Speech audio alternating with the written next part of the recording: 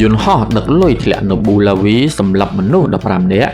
ខណៈក៏ដាក់ប្រាក់ថ្មីខ្ចាត់រប៉ាត់របាយមនុស្ស15នាក់បានបាត់បង់ជីវិតនិងយ៉ាងហោចណាស់30នាក់ផ្សេងទៀតរងរបួស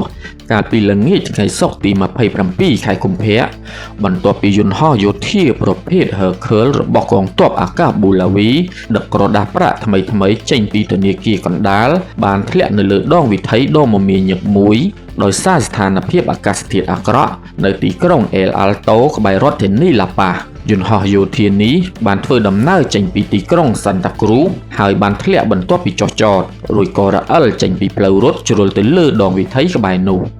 បើយោងតាមការបញ្ជាក់ពីអាជ្ញាធរមូលដ្ឋាន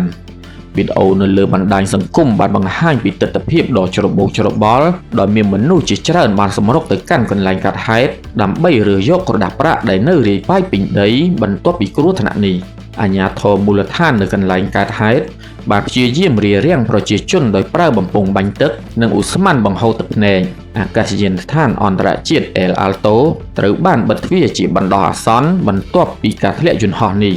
ប្រព័ន្ធផ្សព្វផ្សាយក្នុងស្រុកបានបង្ហាញឲ្យឃើញថាយន្តហោះបានរងការខូចខាតយ៉ាងធ្ងន់ធ្ងររួមជាមួយនឹងរថយន្តមួយចំនួនទៀតដែលកំពុងស្ថិតនៅលើដងវិថី